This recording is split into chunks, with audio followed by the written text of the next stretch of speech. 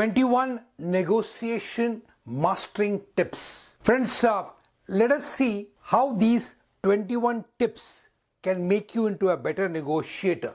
As we said, negotiation is a learnable skill which can be learned, understood and mastered by any human being for him to become better in his personal, professional and social life. First and foremost thing, the first point is to prepare. Because as it is said, for anything to be done well, you need to practice, prepare with a proper planning. And when you prepare, you can start well. It's always said, well begun is half done. So when you have a good preparation for your negotiation, considering all the aspects of it, like the subject matter which is to be discussed, the person with whom you're going to negotiate, it may be an individual, it can be a team, it can be an organization, it can be an association. So it's very, very important that we understand this concept of preparation in the proper perspective. Very many people take it very casually and they pay a very high price for not being prepared with all those data, information, knowledge and wisdom, as we call it as DIKW. Data is available everywhere today, especially due to this digital revolution. If you are really careful, if you are really wanting to learn something, you can learn many things just at the tip of your fingers. But collecting them, collating them and then accordingly deducing it as per your requirement is going to be very, very critical. With all those data, information, knowledge and wisdom, then you can set out your priorities. Know what you really need. What is it that you are there to offer? What is your limit? And what do you desire out of this particular negotiation? It is very, very important that you have all these clarity in mind. Because remember, clarity is real power. If you are clear about your objective, automatically you will be able to enter the negotiation with a lot of power. You will be able to transact and converse with the parties with amount of power. And you will be end and achieve the objective which you want along with a lot of power. Know what you are willing to give away. You have to set limits. You should know this far, no further. And you should be also very, very clear as to what is the other party would want to know and learn from you or take from you. So understanding and learning and using techniques like SWOT. What is your strength? What is your weakness? What is your opportunity? What is the threat? You need to understand all these various paraphernalia well before you go into or venture into a negotiation. It is said by Dennis Whitley, one of the master trainers in USA. He says, whenever you go to meet any other human being, especially for negotiation with where there is a commercial interest, you need to have 64 informations about him. Everything about him, from his personal, family, social, his commercial, his professional, all these qualifications and information you should know. And he was really a person who was practicing that. Just imagine 64 information about the other party. If you have it, that would be real power for you.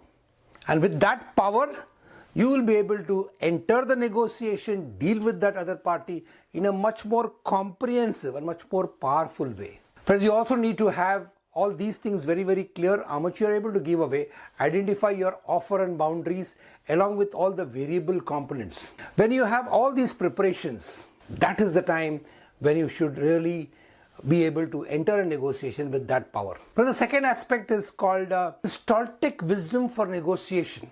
Friends, as we all know, this strategic wisdom is today globally known to keep you centered and keep you grounded in any situation. And it also enables you to not jump to conclusions. So for negotiation, we should always remember and practice the strategic wisdom, which is quite well known globally. But here I would like to reiterate it. First and foremost thing is, when you are negotiating, do not assume. Always reconfirm. Because when you assume, you make an ass of you and me. Remember, we are here dealing with facts and figures. So even if there is a little element of doubt, don't feel intimidated by not asking for it. Never assume, reconfirm. Even if it makes you look as if it is little juvenile to ask for it, I would say take the risk, ask, re-clarify, then restate. That is the first thing about do not assume. Be impeccable in your words. Again, in negotiation, this is a very, very important aspect. Be very careful about what you speak out. They said once you speak out a word, you can't take it back. And words are energy. Words are power. Words have a power to hurt or to build. So you have to ensure that every word that you speak is impeccable, well curated, well calculated to have the desired impact. Not that you have to be passive. You have to be assertive in your communication, not aggressive. You should not be passive in your communication, you have to be assertive. Assertive communication, as we all know, involves you getting your results without breaking the relationship. Unlike an aggressive communication where you may get the results but you will have to compromise on the relationship, which is again not good for being a good negotiator. The third aspect of this point of Toltec wisdom practice is very important, is do not take things personally. In a negotiation, don't become emotional, because remember, when emotion goes up, intelligence comes down. So never get perturbed by the other party. And let me tell you, negotiation has become unfortunately so ruthless that the other party may consciously try to provoke you, make you emotionally disturbed, because they also know the moment you become emotional, you may become less clear in your mind, your intelligence drops down and you may do something in haste. So be very conscious about this particular aspect of not taking anything personally. Even if it is hurtful, don't give it a negative meaning, let it pass by. If they say something, the other person says something stupid and you know something wrong, just ignore it. That's the best way of putting this do not take things personally into practice, which is a very, very powerful way of ensuring that you keep your negotiation at the peak performance. Last but not the least about the Toltec wisdom, which I consciously believe should be practiced, is give your very best in whatever you do. Okay? When you are in the negotiation, be 100% present there and ensure that you have come well prepared and you use all your experiences and expertise to ensure that you are able to carve out a win-win situation for both of you. And this, if you can do it, you will be able to achieve your objective and take it forward. The fourth important tip for becoming a good negotiator is the ability to develop the skill of rapport building. With rapport building, which we have already seen, is considered to be one of the most important steps in the entire selling cycle and selling process. In today's market, if a person knows how to build rapport fast, expeditiously and permanently, he's going to be a winner. Because ultimately, we are all human beings and business has come down to relationship. If there are two people with almost similar or nearby products, but one who is able to create rapport better will be able to snatch away the business. And rapport building, as we know, has got three sides. First thing is 100% being present and focused in whatever you're doing. When you're in with some other human being, give him the full attention. Because remember, human dignity, human respect is always great for. Everybody gives a lot of importance to one's own self-esteem and the way he is treated. Everybody wants to be treated with respect and with human dignity. And that's what you achieve when you are giving 100% attention to whatever you're doing. That shows that you are respecting the other person. The first important aspect of rapport. Second one is be interested, not interesting. Friends, remember, every human being thinks, what is in it for me? So when you are with another human being, think in terms of what is in it for you. Okay, you put yourself in the other person's shoes and be empathetic. While being that, you will be able to identify his need, desire, problems, and when you address that and you are ready to walk one step forward, it is human. As per the reciprocity formula, you will get it back. And this is how the win-win situation is orchestrated by a good negotiator. So be interested, not interesting. Interesting means you talk only about I, me, myself. When you talk too much about your own self, that shows your insecurity. And the other person may be put off. And he may try to make the negotiation and the conversation abrupt, which is not going to be good for the advancement of a negotiation towards a good settlement. And the third aspect of rapport is to find commonality. But as we said, when you find another human being with a similar interest, similar background in terms of maybe the family, social, cultural, nationality, language, automatically there's bound to be a more closer relatedness. So from coming prepared for the negotiation and knowing who the other negotiators are, and if you can strike a commonality between them, automatically this will shift the entire equation and the environment of the negotiation. If the commonalities are established and verbalized, this is going to give a huge fillip to the rapport. And that when a good rapport building is done, this becomes a good foundation for you to take the negotiation to the next level. So rapport building, a skill, has to be known, understood and practiced to be qualifying one to be a good negotiator. And this is a skill which can be learned by constant practice. Next important aspect for a good negotiator, which I want all of you to understand, is the relevance of power, information and time. Friends, this is a very, very important point for every human being and especially negotiators to understand. You should know your power. You should have enough information and you should know also your time dimension. Now, for example, it's a negotiation is nothing but an interplay of all these three elements. When I have power, like for example, when I am negotiating with another party, I have a power of money. I have a power of information. I have a power of experience. If I have a power of expertise, that is a power which I can utilize in the negotiation. So you should know what is that power which is tradable, which can be put into practice. Like for example, if I have a power to give an order for the entire year or 2 years, that's a big power. If I have a power to pay advance, that's again a power. If I have a power to be a very reputed company whose orders are sought after by many companies, that again is a power of your brand. So you should know which of these power you can utilize while you're negotiating. Similarly, you should know the power of the other party also. So you know when that person is using that power, you are able to counteract them. Second, as we saw earlier, my friends, information is power, data is the new oil. So the more the information you have about the other party, about the content of the subject which is being discussed, you will have more power. If you know as to, for example, if you are negotiating about to take an order from the other party and you have the information that they require it very urgently and they don't have time, automatically you will be able to put your condition and take it away. Similarly, if you have the information that yes, they have already allocated XYZ budget, you can automatically ask for that money and you can get it. So that's a interplay of your second aspect called information. Third one is time. Again, it's all a interplay of time as we just saw it. You should know as to what is the time dimension of the entire negotiation. Like the one which we saw in the earlier example also, if you know that the other person has got no time and he still wants that project to be executed, automatically you'll have to pay a higher price.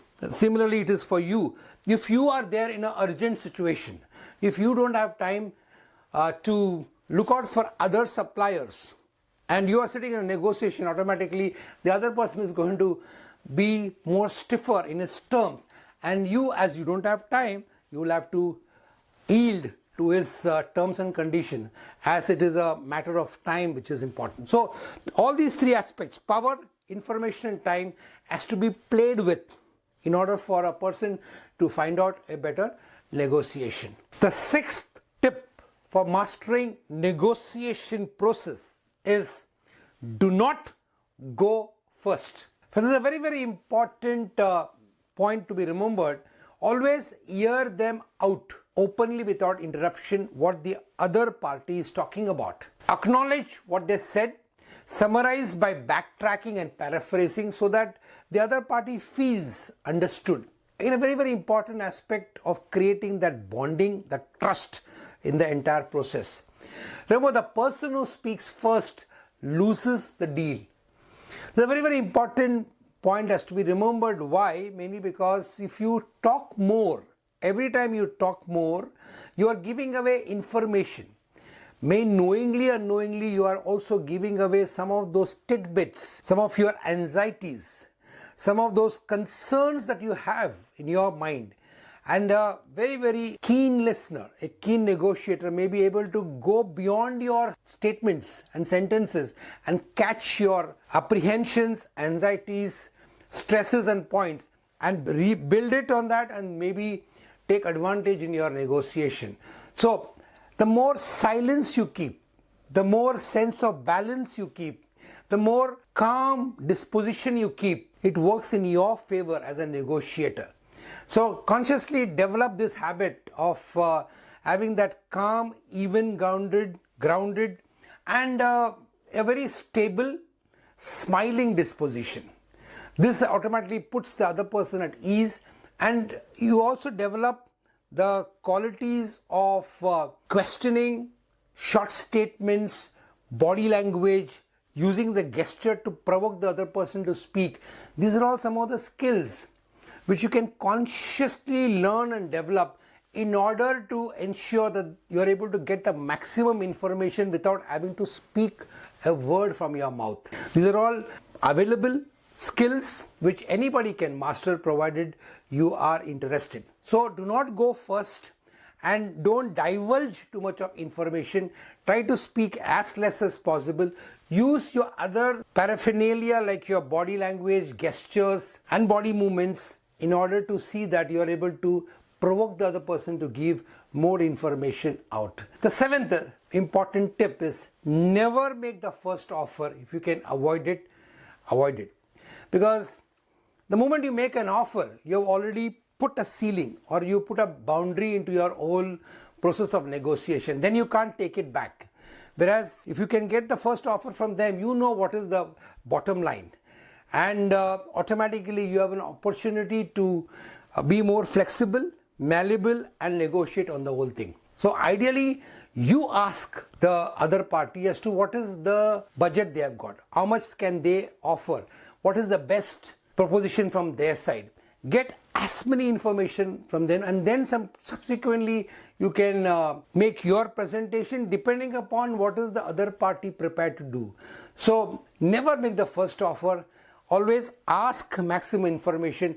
Try to find out as to what is the limit that they have set for themselves, how much they are willing to pay, what terms is agreeable to them. Remember, each person who comes for a negotiation comes with his own terms in his mind, which is okay with him.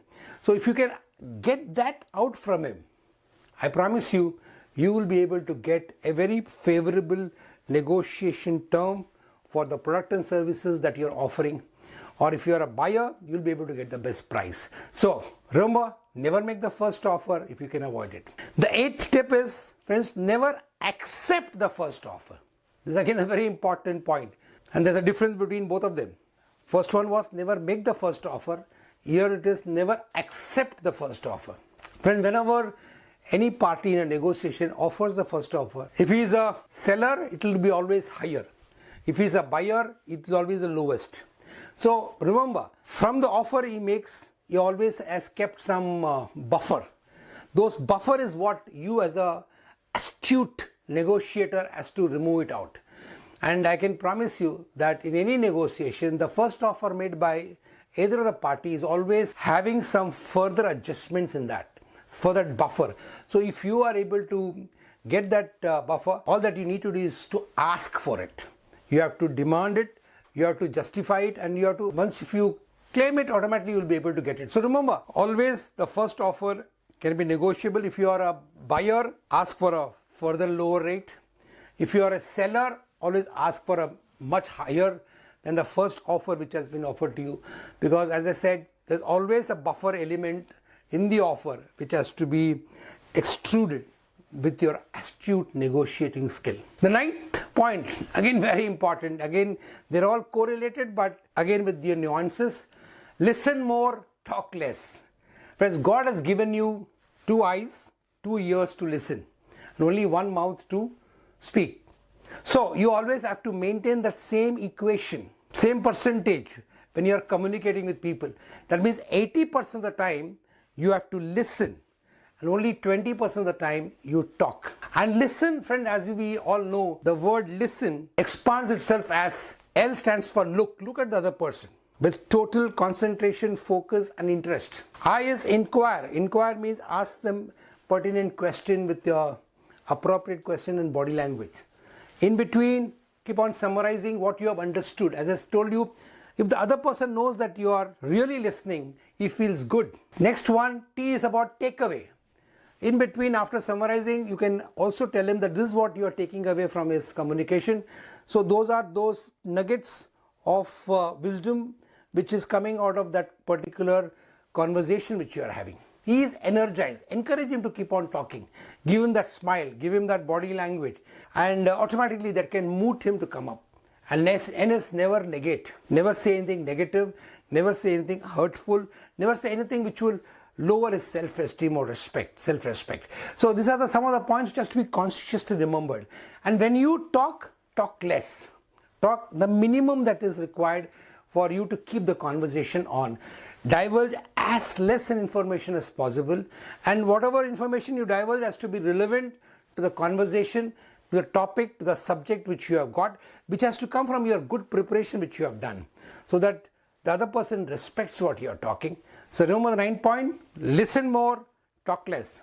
The 10th tip for becoming an astute negotiator is called be dumb. What it means is use weakness as a strength. Remember, smart loses money, dumb makes money. You have to use words like assist me, support me, teach me, I want to learn from you. Friends, what it means is whenever you are sitting in a negotiation, don't sit with ego. Because remember, ego means edging goodness out, edging growth out, edging God out.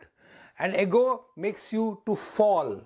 So here you are saying that, okay, I am still learning, I am still developing. And in this negotiation also, don't go there as if you are the final authority. Always in the conversation say, I will have to consult my other partners, my seniors, my colleagues, my team.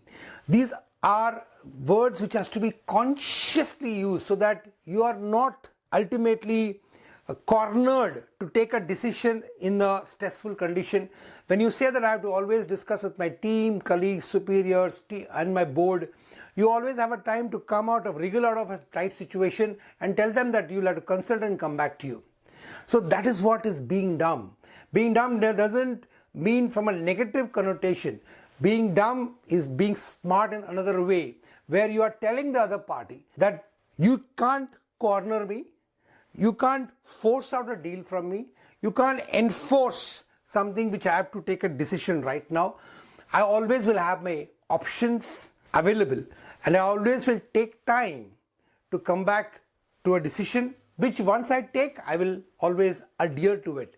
So friends, remember, always be egoless, always have the equanimity, the tranquility, the peace, the calmness, the centeredness, the groundedness in your disposition for you to always come out a victory in any negotiation.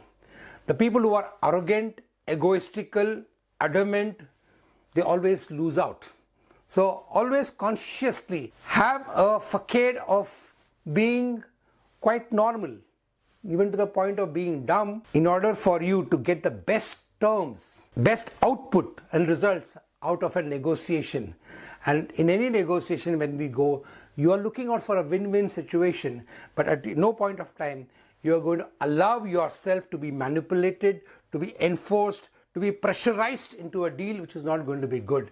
So this is a good tip to remember for you whenever you are in a tight negotiation. The 11th important tip to become an astute negotiator is asking permission question. Whenever you are in negotiation, when you are about to ask something which is little bit assertive, if you can use these words, it automatically enhances the negotiating environment and brings in more cordiality and relatedness between the parties. Like you use a word like, can I share something with you? Can I be honest with you? Will you be fair to me? Friends, these are all permission questions which enables you to get a concurrence, a affirmation from the other party, so that when you ask the question, subsequently he is ready to give you the answer, and is now bound to answer because he has given you a permission earlier. So this is a very subtle way of controlling the negotiation by ensuring that when you ask a question, you get a reply. There is no diffidence, no barrier put by the other party in order to obstruct your communication.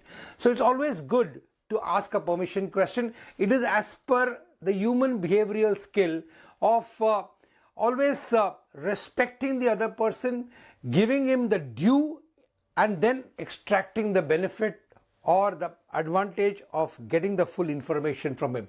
Remember, maintain and enhance self-esteem is a very, very important human behavioral selling skill.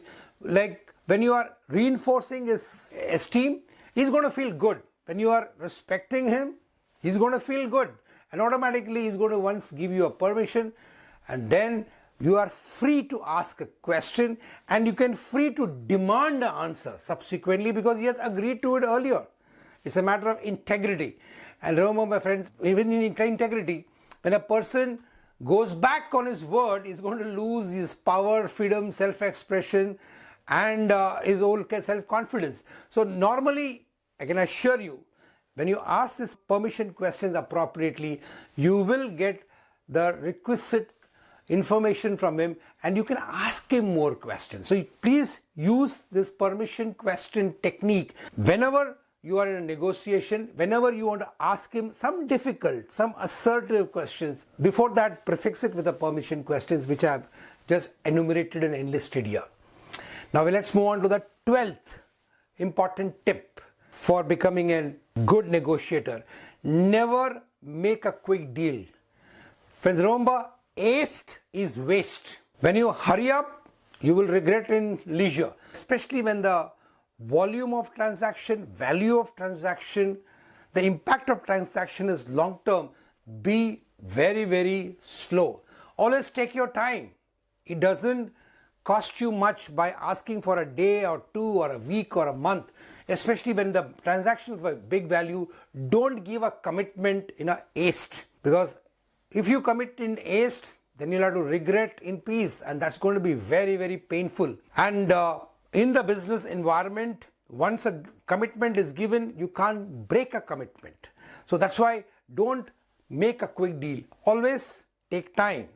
Always tell him that we'll think and come back to you. Many times the astute negotiator, especially when he is in the driver's seat, will sometimes try to force you into a deal. And sometimes, especially the senior partners or somebody who is bigger than you, they will try to bulldoze their terms on you. Always maintain your tranquility, maintain your peaceful disposition, and always take time. Never get bulldozed by others. Never get pressurized by others. Never get intimidated by others to get into a quick deal. Always take time. You never lose out a deal just by taking as I said earlier, a day or two or a week. The 13th point, avoid the rookie's regret, which is, what it means is, rookies means novices. Rookies means inexperienced person.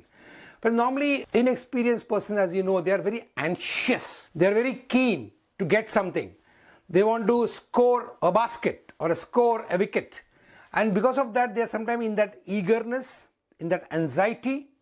They give out concessions or they promise something which they don't realize the true worth of it.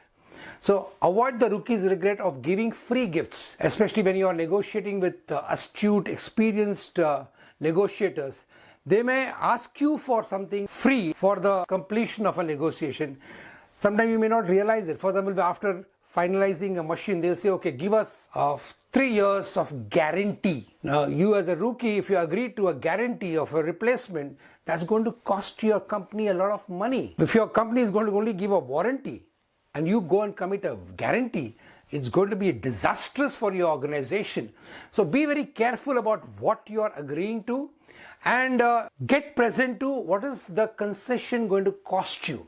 And wherever possible, of course these all come in the preparation stage itself, you have to put in all those enlisted items which you can give, and go by that list, go by that preparatory list, and don't commit anything extra than that without consulting your superiors, your colleagues or your team, so that you don't have to regret subsequently. And remember, no free gifts. Whenever you give something, you have to get something back in return, because ultimately, remember, in every transaction it has to be a win-win. So if you are bulldozed to give something free whose cost you don't know, it may lead to the entire transaction becoming a loss for you. So avoid giving anything free and avoid any rookie's regret in terms of haste. 14th point is called watch out for the salami effect. This again is a very, very important technique or tool used by experienced negotiators. When they sit across you, they ask you for the nuggets of free things, which they may casually say doesn't cost much. Like for example, they say, okay, I'm finalizing this many orders, give me a free delivery to my factory. You may feel that, okay, he's giving me a crores of orders, let me give it to him. But you may not realize that delivery cost may take away a lot of chunk of your profit. Or you may say that, okay, I had some spare parts for at least 1 year. You may feel that, okay, it is a small thing compared to the volume of the order. But avoid these salami effects, which are like small slices of concession which the other party is extracting from you casually. And you, in your casualness or in your exuberance of getting the order, might commit. And that salami effect, the small nuggets of concessions which you have given away, may cost you a lot of money. So you have to always be careful about committing to anything extra than what you have earlier bargained for. So be careful about the salami effect and ensure that you retain your profit margin, because profit is never a dirty word. Remember, my friends, we are all in business for profit. So if you are going to erode your profit, you are sacrificing your long-term sustainability of your organization. So these salami effects is ultimately going to take away your profit margin, which is, in my opinion, not a good stance. The 15th tip is never disclose the bottom line. So the bottom line is to use what works. Bottom line is something which you say that this much amount of money I am ready to give. The process is intended to help you negotiate, but do not use it blindly. It's not a magic or not a substitute for thinking. Be able to read the situation in the moment and adapt as appropriate. Friends, whenever you are sitting in a negotiation, never disclose to the other party how much your team has budgeted, how much they have agreed internally as their bottom line. Because the moment you disclose this, the other party, even if he wanted to give you at a lower than that bottom line, he will resist. He will know that this much amount of money you already budgeted and your organization already has it. So automatically he will stick to it, and by virtue of that, you would have lost a bargain of getting the same thing at a much lower value.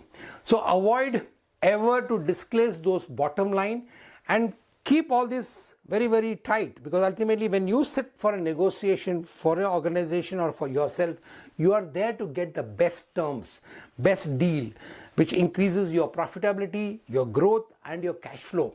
And all these three things are very essential, and they're all an outcome of a good negotiation in many of these contracts, both in sale or in purchase or for any other services that you may render or you may take from a third party.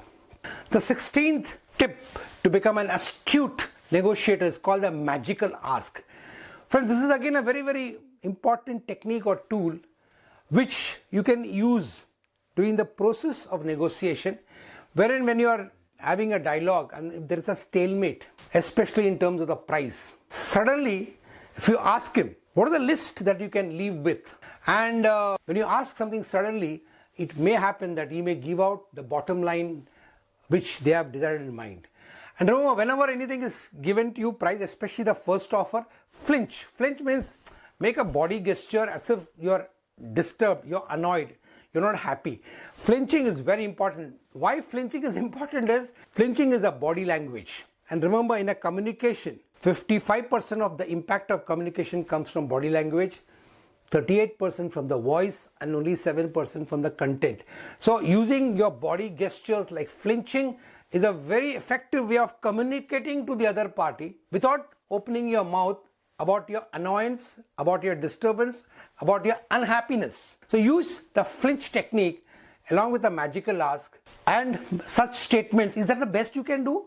Especially if the other party is very keen to finalize a deal. When you ask these magical ask questions, you may suddenly blurt out something as a concessional rate, or you may blurt out the bottom line, which you can subsequently use that information to get the best deal for you and your company. So friends, use this technique and use the flinch technique, wherein you contort your face, your body, and send a message across to him.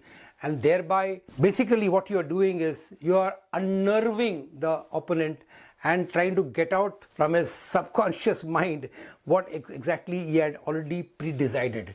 So this is again a very, very powerful technique for you to learn, understand, and master in order to get the best deal out of any negotiation. The 17th point or tip for becoming an astute negotiator concerns the point of factor juggling. So as you all know that any commercial transaction is not only limited to the pricing. Pricing is only one aspect of the entire transaction. And whenever your competitor or your opposite person in the negotiation is asking for a reduction in price, what you need to do is to ensure that you're able to raise the value of your offering by talking about the feature advantage benefits in terms of its technical specification, design, the trustworthiness of your company, the credibility of your offerings, and so on and so forth. Remember, those intangible factors or advantages of your company has to be highlighted, and you have to translate those intangibles into value, and you have to project it and present it using the appropriate presentation technique. And one more important thing which has to be remembered is that price is not the only thing which determines your ultimate profit. You may get the best of pricing, but if you allow an obnoxious credit term or a long shipping or logistical terms or service exclusivity or a wrong warranty and a guarantee terms, this can be disastrous. So you need to remember that whenever you are negotiating the commercial terms, you have to ensure that you are taking into consideration each and every term's financial implication. And you have to ensure that you are not only able to understand it, you need to convey this to the other party, what it means when in terms of the credit terms you're offering. Like for example, if you say that you're going to give a 30 days credit period, it is not 30 days. There is a certain amount of time which goes for manufacturing. Sometimes it may be 30 days, 60 days. So for you, it is not only at 30 days, it is that 60 days of manufacturing time plus the 30 days. It comes to 90 days of your working capital cycle. Sometimes people may ask you some obnoxious packaging norm. You need to tell them that those packaging costs money. So each of those factors, not only the product pricing, the other terms like the packaging, the logistics, the service guarantee, the spare parts cost, all of them has to be ultimately referred to, understood, and thought about before you agree to a term. And whenever you are factor juggling, list areas of agreement and differences. Take a piece of paper, draw a line in the center. This is agreeable, this is not agreeable. So it is very, very clear cut and there is no ambiguity. Very, very important in negotiation is when you both of you disperse, each of us should be very clear which are the areas of agreement, what exactly has been agreed in terms of the terms of delivery. So that because once the sale agreement is done, then it is very important for us to deliver it and then assure it and then explore. Because remember that trust cycle is very important here. First the agreement happens, then the execution happens from the delivery side, supplier side, and then you have to ensure that there is a understanding and reconciliation of the agreement and the delivery, and that will give you an opportunity for you to explore further business opportunities. Because ultimately in any business transaction, we are not looking for only one transaction. We want a lifelong business, and that's where all these small nuances are very important, has to be understood by the negotiator and kept in mind. And remember, reaffirm the macro commitment of working together for a long term. As I said, we are not here for a single transaction. We are here for a continuous relationship, going into a partnership type of a relationship. And that will all depend upon how well there's a clarity in the various terms at both the sides. So this is very, very important about the factor juggling. The 18th tip is called share reasons why. Give logical reasons for your needs. Do not get into opinions. Remember friends, most of the decisions of purchase, it is said, is decided emotionally and subsequently justified logically. So you need to ensure that both the aspects are taken care of, because human beings have got right brain and left brain. Left brain is totally logical, which is looking for cause and effects. So whenever you are sharing your reason, share reason why with responding to their position and claim of their open statement. And every statement that they make, if you feel there is some gap, point out to their limitations, point out to their holes or the gaps with the appropriate testimonials, with appropriate facts and figures which you have come prepared with. Because sometimes it may happen that the other party has got some false apprehensions, false facts and figures, false ideas. So those have to be clarified very, very assertively. And this has to be done with not out of matter of opinions. This has to be done through very, very real facts and figures which are authenticated by credible sources. So simply ascertaining that something is wrong will just annoy them. You will need to justify with valid reasoning, facts and figures, testimonials, third-party supports, and that is what is going to ultimately make the other person feel certain about what they are dealing with. They will be happy about having dealt with you, and they also appreciate your coming prepared with whatever you are talking about. So friends, this is very, very critical, because entering into negotiation without the right testimonials and proofs and facts and figures will not be really appreciated. So share reason, give that why, and thereby try to convince them. But the 19th tip is negotiate with the right party or right person. Whenever you're getting into negotiation, ensure that the other person who's going to sit for negotiation has got character, competence, and is somebody who's got integrity with him. It is said, whenever Warren Buffett, who runs hundreds of companies, and his company is one of the most highly valued company, he says whenever he decides to have a negotiation for purchasing many of the companies that he does, it is said that the entire negotiation hardly happens for less than 30 minutes. The negotiation gets done. Berkshire Hathaway, which he runs as a CEO and the chairperson, has got a reputation that whichever companies they buy, the integration of the company with their total culture is so very easy that it is something of a remarkable achievement. That is mainly because the right person is heading the organization, who is known for his fairness, who is known for his integrity, who is known for his honesty and character.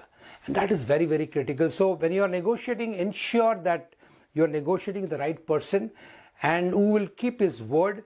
And also it's important for you to ensure that you keep the minutes and the agreements drafted in the proper legal manner. Because remember, power leads to trust. And power in terms of your information, your experience, your expertise, all of them have the element of power. And you need to make use of the entire environment, the ecosystem, to ensure that your negotiation, once if it is agreed upon, is for a long-term basis and does not crack because of the wrong person being negotiated with, or because of any loose thread which has been left loose because of some carelessness, some laziness, or some incompetence. It is said that 3% laziness, 3% carelessness, and 3% overspending leads to 90% of the financial problems. So it's very important for us to remember all these nuggets of wisdom whenever we are negotiating. Coming to the 20th tip to make you a astute negotiator is to know about this relationship closing. The relationship closing comes from this fact that human beings are emotional beings, and selling or business is an emotional contact game. And remember, every human being takes the decisions to buy emotionally, and subsequently he ensures that he is able to justify that emotional decision through his logical brain. So whenever you are dealing with in negotiation, tell them that closing now is their test of trust they have in you. You need to express deep desire to initiate a relationship with the prospect. See their win-win premise and ask their support to make it happen. You need to express that they are buying, trusting you, and you will not let them. Friends, you need to ensure this, especially when you are closing a deal, that if your product and service is of no value to them, then their money is of no value to you, especially when you are selling something to the other party and you are sitting in negotiation as a seller. This confidence, this trust has to go across. And you can use this relationship closing with the other party and thereby ensure that the entire negotiation process goes very smoothly. And you not only say this, but you ultimately act on the trust and thereby ensure that both of you are having a long-term win-win relationship for your mutual benefit. And finally, friends, the 21st important tip to make you a master negotiator is the preparation to walk away. Remember, when you are sitting in negotiation, doesn't mean that you have to compulsively agree or come out with a negotiation with an agreement. No, it is normally like this. If it is not a win-win, it's a no deal, or you'll wait for the next deal. So you have your boundaries which you had fixed up as a preparatory exercise. So when you are sitting with them, you're going to see that your terms are agreed and you can agree their reasonable terms. But whenever you find that the other party is negotiating on very adverse, or is trying to impose adverse terms on you by pressurizing you or by bulldozing on you or by arm twisting, friends, you need to remember, don't sit in a negotiation out of compulsion, out of desperation. Always remember, there is always abundance and other opportunities available. It has to be win-win or no deal or next deal. So always prepared to walk, and this you can even make it very explicit to the other party, that in case if you find the terms or the negotiation not moving towards the integrative type of negotiation where both the parties win, you will not be interested. So this type of a courageous stand is what is going to put the other person on a pedestal, and he will know that he is dealing with somebody who's not a novice, he's a pro, and he knows how to enter into a negotiation, honor the negotiation, and complete the negotiation. So remember, very, very important point is prepare to walk. In case if it is an adverse situation, or if you find that the other party is unreasonable, unethical, immoral, or trying to pull you back. So friends, these are the 21 tips which you learn. Let's take a small recall of all the 21 points one by one, so we'll understand the entire string of these points. The first point is prepare, go well prepared for the call. Second one is remember those Toltec wisdom for negotiation. Do not assume, be impeccable in your words, do not take things personally, give your best in whatever you do. Fourth one is cultivate the habit or skill of rapport building. Fifth one is understanding the relevance of power, information and time, and use it effectively. Do not go first in a negotiation, the sixth point. Seventh is never make the first offer. If you can avoid it, totally avoid it. Eighth one is never accept the first offer. Ninth one, listen more, talk less. 10th is be dumb. Don't try to be over smart. 11th, use the technique of permission question in order to ensure that you're able to communicate effectively and get the right information. 12th is never make a quick deal. No haste to regret afterwards. 13th, avoid the rookie's regret. No giving free gifts. The 14th is watch out for the salami effect, especially from an astute a negotiator who may try to pull out something more from you. 15th, never disclose the bottom line. 16th, use the technique of magical ask and thereby get the bottom line from the other party. 17th, understand the factor juggling component and ensure that whatever terms you agree, it's a comprehensive, holistic agreement where you have taken all the terms into consideration before agreement. 18th is share reasons why. Be very logical. Have all the information, give them all the cause and effect, all the reasons, and which is not out of emotion but out of rationality. 19th is negotiate the right party who has got character and competence so that whatever you agree gets implemented. 20th, use relationship closing so that the trust cycle is established and you both think about long-term relationship.